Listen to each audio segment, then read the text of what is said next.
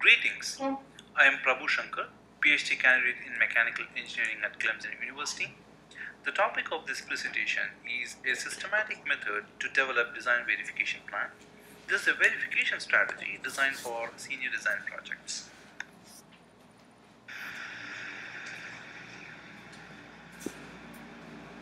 What's the need for a design verification plan? To understand this need, we will understand what is design verification. Well, design verification is a process to ensure if the product is built right. What is the goal of verification? There are two major goals. One, reduce the risk. This is possible because by verification, flaws in the product can be identified and corrected. And two, increase customer satisfaction.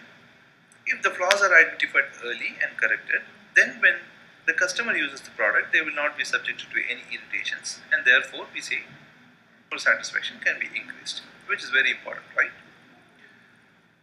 How are we verifying today? And what are the tools and techniques we use today? Physical test, right?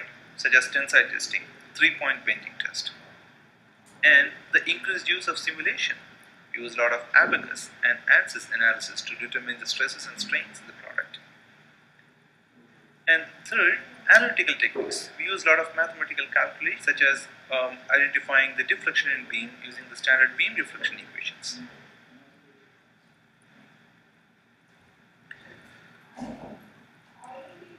So, successful verification fundamentally depends upon robust verification plan because we have so many analytical techniques, tools, physical tests, simulation tests. So how do we plan all these validation activities to make sure that we have a successful verification of the product? So that is why we need a design verification.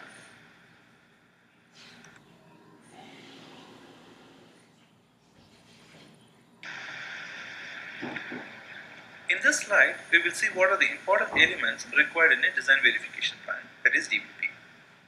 First, identify and document different verification activities.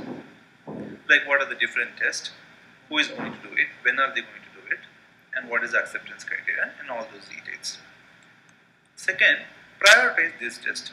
Which test has to be done first, which can be postponed, which can be grouped, and all those decisions.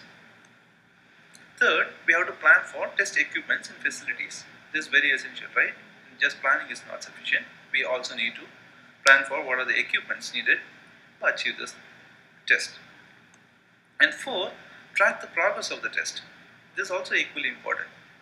We have to manage how many tests have been completed, to what degree it has been completed, right? So all these elements have to be there in the design verification plan.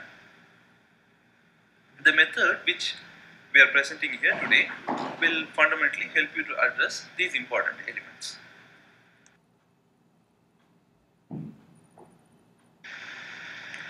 In this slide, we will take a first look at the planning method. There are 4 steps in developing the DVP. First, identify the constraints and criteria. Second, create the design verification plan matrix. Third, develop test strategy. This is a step that may be used in conjunction with the second step. We will see all these details later. Finally, create the trade-off analysis map in order to prioritize the test, see if some tests can be grouped together to save some cost and time.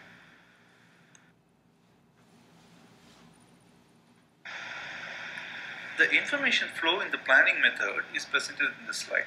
In this method, step 2 is an important outcome of this planning method. It receives information from step 1, that is criteria and constraints. It also passes and receives information from step 3 and step 4. Therefore, none of the steps can be skipped. In creating different documents, you will be using some information from other steps, so please don't skip any step.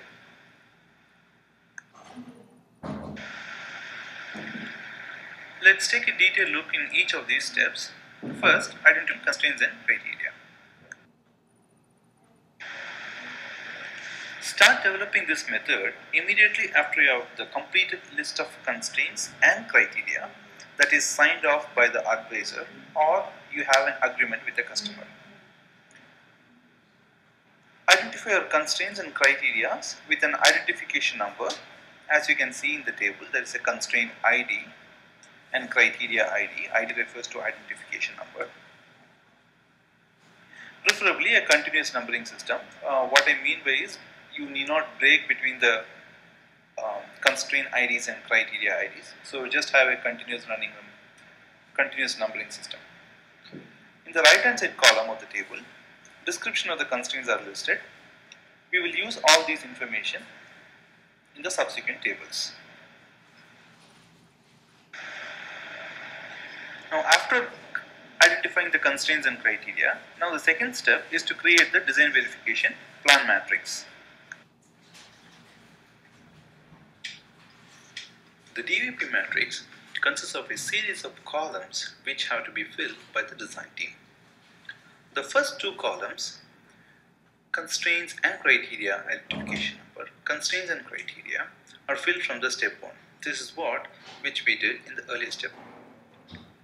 The third, the test description has to be filled.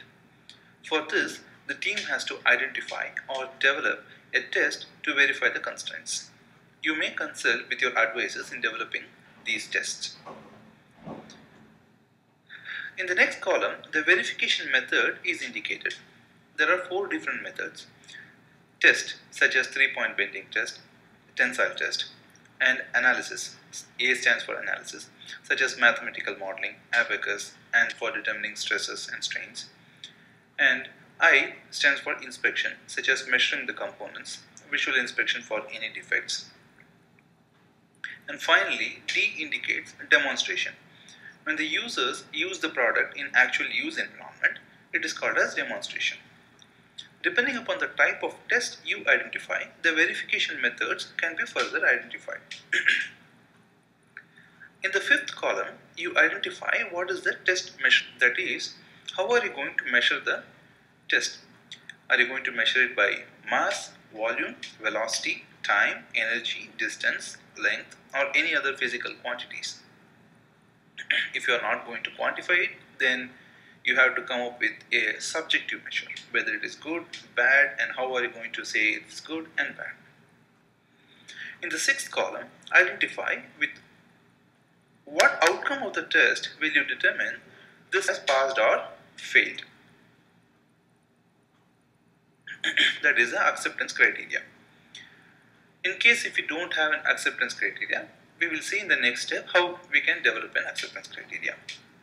In the next column, we identify who will be responsible for the test. Subsequently, identify when are you going to start the test and end the test. All these information need to be completed during the verification planning phase. A snapshot of the DVP matrix during the verification planning phase is shown in the top. Once you complete the test, conduct all the tests, have all the information, then you go ahead and fill the last 2 columns, that is pass or fail and the remarks column.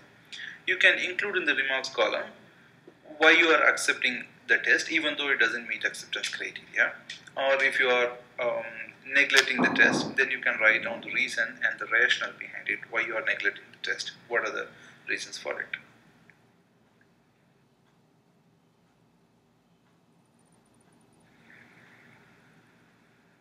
The next step is to develop a test strategy.